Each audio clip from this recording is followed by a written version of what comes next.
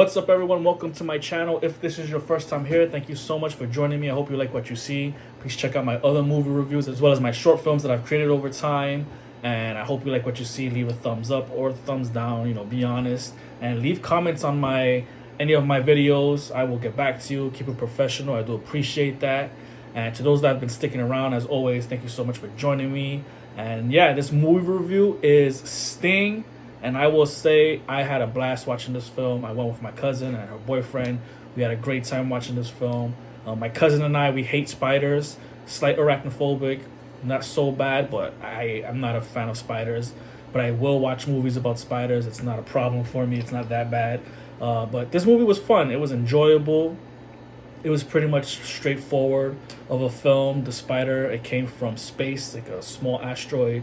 Or it might have been a big asteroid that, while coming into the atmosphere, it might have gotten smaller, the asteroid. I don't know, because it seemed big, and then at one point it just hit the window and it was just so small. Like, I didn't see it breaking down, so I wasn't sure. It might have just looked that way from the camera's perspective, and then it was actual small asteroid or whatever the hell in space, and that's where the spider came from. It was in that rock. It landed into this attic where there was a dollhouse, which it stood in the dollhouse until the little girl sneaks into her grandmom's attic, because it's like this apartment where they use vents, where there's vents, and you can just she travels apparently through it and sneaks into her grandmother's. And for some reason, I think she wanted something, and she found the spider and decided to put it in a jar and keep it with her, and she would feed it over time, and over time it got bigger from being fed until it started to release itself from the jar and use the vent, traversing to kill animals and eventually people as it got bigger. And it just became a problem in the film, where the residents were just getting taken, webbed up, left for later to get eaten. And it just focused on the little girl, her stepfather. I don't know if they're married. He's married to the mom, but I'll say the stepfather, her mom, and the baby. And he's pretty much just a superintendent or super, whatever the hell the word is, superintendent of the building. And he's an artist, and I guess he's trying to get a deadline going. And so, you got little side stories between him and, him trying to be more of that father figure for the girl.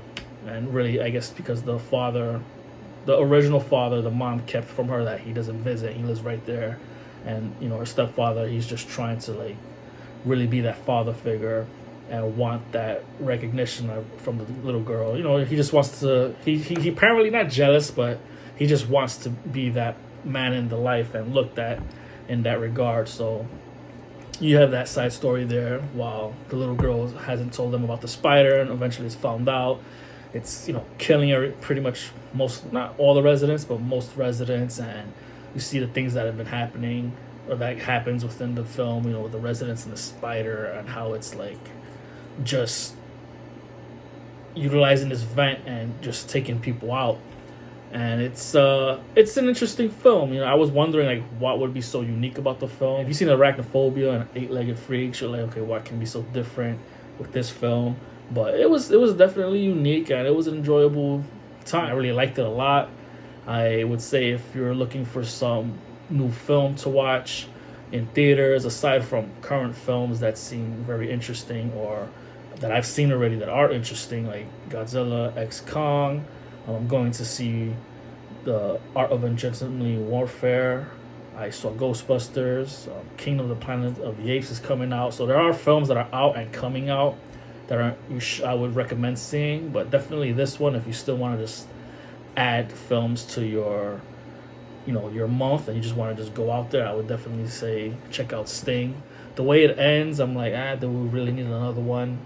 But it's a cliffhanger, and hopefully they just leave it at a cliffhanger. I don't think I need to see another one. I think it was fine as is, unless it's really strays away from the original film, because apparently the spider laid eggs, and one of the eggs opens up, and that's it. So it's like, is it going to be in the same building, or do the spiders decide to just go off somewhere else and somehow cause havoc elsewhere? I don't know, but I don't know. I like films to kind of. I miss films when they're just like solo films that we don't need a franchise out of it or anything. You know, specific films. But I thought it was a good film that I'd hate for it to kind of go the way of straight to DVD or something. I guess is what I'm trying to say. This spider is not your ordinary spider, by the way. Of course, if you haven't seen the film or if you've seen the film, you know about it. Can whistle or mimic cries or sound. It grows real fast from eating. It gets real big. 2 thumbs up again. And yeah, let me know what you think if you've seen the movie. And until next time, later.